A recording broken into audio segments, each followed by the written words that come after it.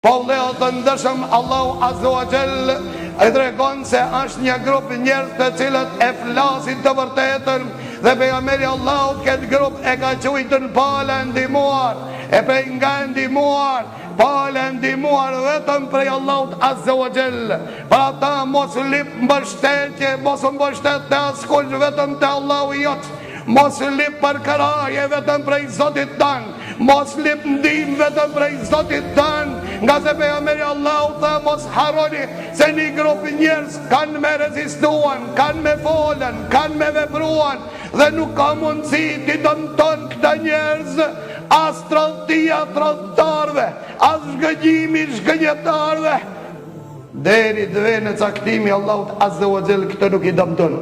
Nuk dëmton tije nëse flet, nuk dëmton tije nëse të bërepron, dëmton tije nëse hesht, dëmton tije nëse pajtosh, dëmton tije nëse i ndihmon në padrejtësinë e tyre vëllezër të ndershëm.